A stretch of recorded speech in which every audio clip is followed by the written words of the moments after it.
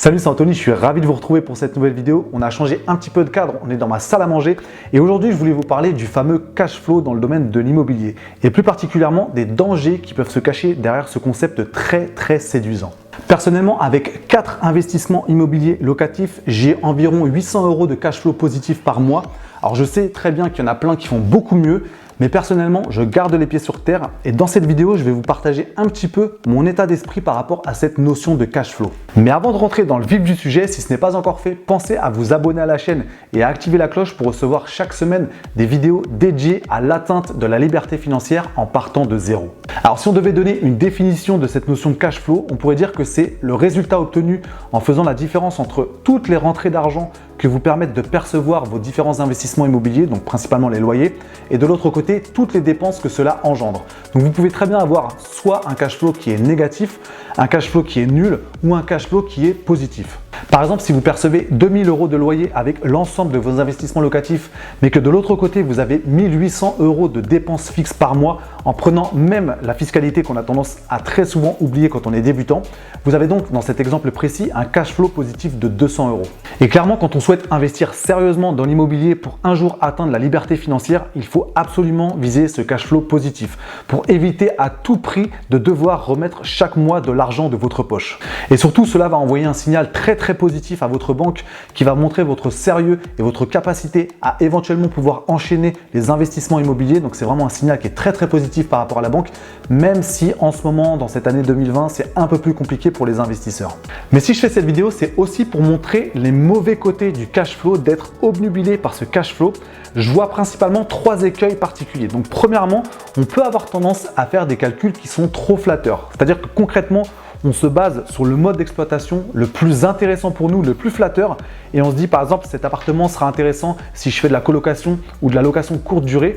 Le problème, c'est que si à un moment donné ça marche moins bien, c'est-à-dire que par exemple il y a trop de concurrence dans les colocations sur votre ville, donc vous avez tendance à avoir plus en plus de mal à trouver des colocataires, ou alors vous avez un problème, un contexte qui fait que vous avez plus de mal à remplir votre appartement en location courte durée, et c'est clairement ce qu'on a vécu cette année avec la crise sanitaire, à ce moment-là, vous risquez d'avoir des mauvaises surprises parce que vous vous êtes focalisé que sur ces calculs qui étaient trop flatteurs parce que voilà, vous vouliez absolument un gros cash flow. Donc ça, c'est vraiment le premier écueil que je vois par rapport à cette notion de cash flow en immobilier. Le deuxième écueil dans lequel on peut tomber, c'est l'arrogance. C'est-à-dire qu'en étant vraiment focalisé sur cette notion de cash flow, voire de gros cash flow, on peut devenir un petit peu arrogant en se disant non mais cet appartement il va pas m'intéresser parce que j'ai fait les calculs, ça ne me permettrait d'avoir que 50 ou 100 € de cash flow, donc c'est vraiment pas intéressant pour moi. Et le problème c'est que vous risquez de passer à côté de belles affaires patrimoniales qui vous permettraient étape par étape de faire grossir votre patrimoine. Donc certes c'est possible d'avoir du gros cash flow, mais à un moment donné il faut avoir l'esprit ouvert et se rendre compte qu'il y a peut-être d'autres solutions, qu'il y a peut-être des appartements qui sont très intéressants, même si voilà c'est un studio ou un 2 pièces que vous vous dites que vous allez l'exploiter en meublé, que ça vous permettra d'avoir 50, 100 ou 150 € de cash flow par mois. Mais si vous additionnez ça avec d'autres investissements immobiliers que vous pouvez faire par la suite, c'est vraiment la somme totale qui va pouvoir devenir intéressante. Et en plus, ça c'est mon opinion personnelle, vous allez prendre peut-être moins de risques en fonctionnant comme ça. Donc c'est vraiment le deuxième écueil que je vois, c'est le fait d'être arrogant. Parce que si je vous dis ça, c'est que je l'ai moi-même vécu. C'est-à-dire qu'au tout début de ma carrière d'investisseur, donc vraiment à partir de 2017, j'avais cette tendance un peu à me la jouer. C'est-à-dire qu'en fait, concrètement, je venais d'apprendre la notion de cash flow 2 mois avant et je voulais passer pour le mec qui est hyper fort, qui fait non, mais ça, le cash flow sera pas trop intéressant, donc non, je préfère pas m'intéresser à cet appartement. Donc vraiment, j'avais ce côté arrogant, alors que je le répète, ça faisait que 2 mois que je connaissais cette notion de cash flow. Donc évitez absolument de tomber dans cette arrogance-là parce que vous allez comme avoir un aveuglement par rapport aux éventuelles bonnes affaires que vous pouvez faire en sortant de cette notion de gros cash flow. Et en plus, point extrêmement important, on en oublie trop souvent le capital qui est amorti mois après mois. Donc c'est-à-dire qu'on prend son tableau d'amortissement et on regarde sur chaque échéance le capital qu'on est capable d'amortir mois après mois. Donc si on met un appartement en location, c'est clairement les locataires qui vont payer votre crédit immobilier. Donc voilà, ne crachez pas là-dessus. Ne crachez pas sur un appartement juste parce que vous dites oui, ça me permettra d'avoir que 50 ou 100 € de cash flow. N'oubliez pas ce capital amorti qui est aussi une création de richesse qui est extrêmement importante. Et enfin, troisième et dernier écueil, là ça m'intéresse de savoir votre opinion par rapport à ça.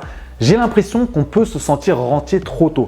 Par exemple, quand on commence à avoir 2000 € de cash flow et qu'on se dit ça correspond à mon salaire parce que je touche actuellement 2000 € net par mois, je peux me permettre de quitter mon emploi. Je sais qu'il y a beaucoup de gens qui nous poussent en plus à nous dire voilà, tu peux te permettre de quitter ton emploi lorsque tu t'es constitué le même montant en cash flow.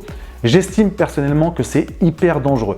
Et je pense sincèrement que cette année 2020 nous a montré que ça pouvait être des décisions qui sont très dangereuses à prendre parce que tout est possible. C'est-à-dire qu'à un moment donné, vous pouvez avoir un contexte qui fait que vos appartements se remplissent moins. Par exemple, si vous avez fait de la location courte durée parce que vous avez été appâté par ces gros cash flows. C'est pas une critique, c'est juste à un moment donné se dire ok, est-ce que c'était une décision judicieuse de quitter mon travail pour vivre de mon cash flow alors qu'en ce moment j'ai l'impression que mon cash flow fond comme neige au soleil. Donc voilà, c'est prendre les choses avec pragmatisme, se poser les bonnes questions. Je sais que personnellement, j'ai un travail salarié à côté. Même le jour où j'aurai atteint le même montant que mon salaire en cash flow, je ne sais pas si je serai capable de quitter mon emploi. Donc après, ça c'est une décision qui est personnelle. Je respecte les personnes qui prennent ce choix de quitter leur travail, mais vraiment faites-le en toute connaissance de cause. Une dernière chose par rapport à ça, par rapport au cash flow, si je pouvais vous donner un conseil aujourd'hui, ce serait vraiment de faire comme s'il n'existait pas. Donc si vous avez un salaire à côté, donc un travail salarié ou un travail indépendant, si vous avez un salaire à côté, faites comme si le cash flow que vous générez avec vos investissements immobiliers n'existait pas. C'est personnellement ce que j'ai fait depuis le début. Je me suis toujours dit, voilà, aujourd'hui je suis à quasiment 800 € par mois de cash flow, mais je ne fais comme s'il n'existait pas parce que je ne voulais pas me dire je crame tous les efforts que j'ai fait, les sacrifices que j'ai fait pour avoir ces 4 biens immobiliers. Je ne voulais pas que ça parte en fumée avec, je ne sais pas, beaucoup plus de consommation, des achats de gadgets ou une nouvelle voiture, etc. Peu importe. Je voulais vraiment me dire, je mets tout de côté, je fais comme si ça n'existait pas pour vraiment construire étape par étape ma liberté financière. Donc encore une fois, c'est une décision qui est personnelle. Je respecte si vous n'êtes pas du tout dans ce même état d'esprit. Mais voilà, c'est un gros conseil que je peux vous donner par rapport à cette gestion du cash flow. Nous voici maintenant arrivés à la fin de cette vidéo. Dites-moi dans les commentaires quelle est votre vision par rapport à ce concept de cash flow. Combien vous avez réussi à générer de cash flow aujourd'hui?